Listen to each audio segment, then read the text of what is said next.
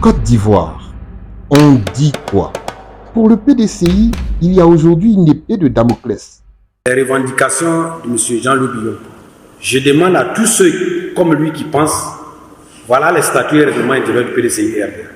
Nulle part ces statuts et règlements, il n'est dit combien de bureaux politiques il faut faire, quelle est la séquence des bureaux politiques. Nous apprenons au PDCI RDA de respecter les textes, la Constitution, et respecter nos textes. Voilà. Donc je ne vois pas quel est le problème à ce niveau. Le PDCI RDA est un parti politique qui est obligé d'obéir aux lois de la République de Côte d'Ivoire, d'avoir des statuts et un règlement intérieur. Les statuts pour un parti politique, c'est l'acte fondateur. C'est un peu l'extrait de naissance du parti politique.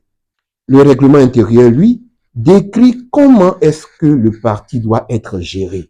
Quelles sont les règles, quels sont les droits et les devoirs des différents membres. Le règlement intérieur est tout aussi important que les statuts. Il faut être en règle, donc avec des statuts valables et un règlement intérieur valable.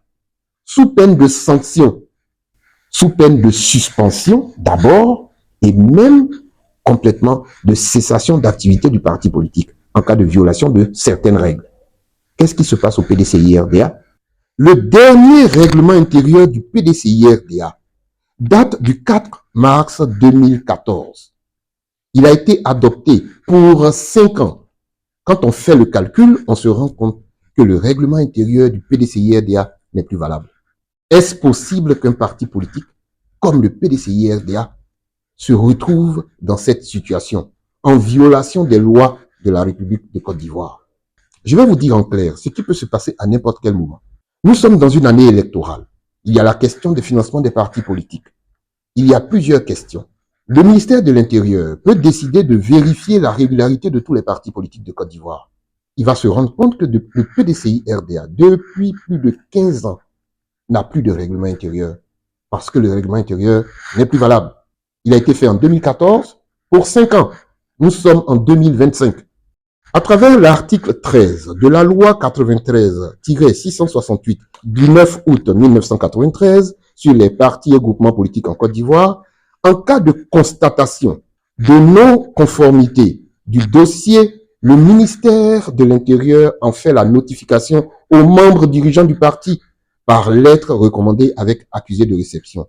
Ceux-ci disposent d'1 mois pour se mettre en règle. Sinon, le parti est suspendu, conformément à l'article 21 de la même loi. Ce qui veut dire en clair, nous sommes au mois de février. Si demain, le ministère de l'Intérieur écrit au PDCI-RDA et lui dit « Vous n'êtes pas en règle, j'exige que vous soyez en conformité avec les lois de Côte d'Ivoire. Vous venez déposer un nouveau règlement intérieur valide. » Le PDCI ne disposera que d'1 mois.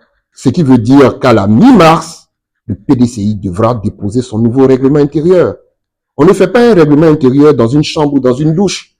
Il faut réunir au moins le bureau politique. Le PDCI doit anticiper tout cela. Un bureau politique le 5 avril, c'est trop tard. Un bureau politique le 5 avril, c'est se faire harakiri.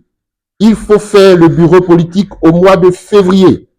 Il faut le tenir pour toiletter les tests, avoir un règlement intérieur conforme aux lois de Côte d'Ivoire. Un règlement intérieur qui respecte les lois de la République de Côte d'Ivoire pour ne pas se retrouver sous le coup de la loi. Comment en est-on arrivé à cette situation? Tout manager, surtout top manager, sait très bien qu'il n'est pas seulement là pour guider la performance, mais il est aussi responsable de toutes les autres fonctions de l'entreprise. Et c'est pareil dans un parti politique.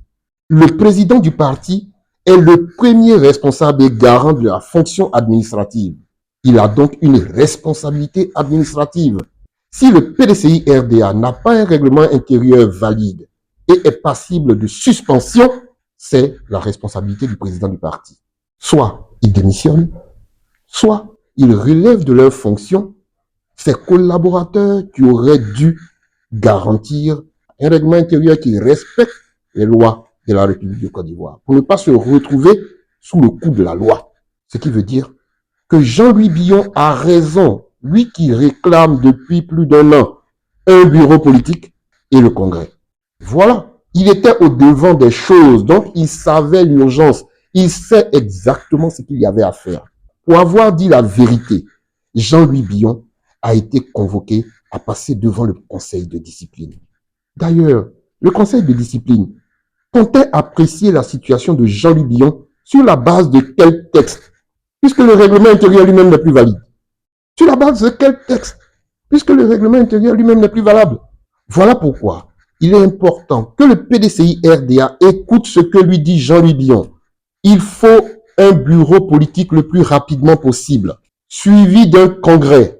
Le PDCI-RDA est dans l'urgence. Il faut tout faire pour être en conformité avec les articles 11, 12 et 13 de la loi sur les groupements politiques.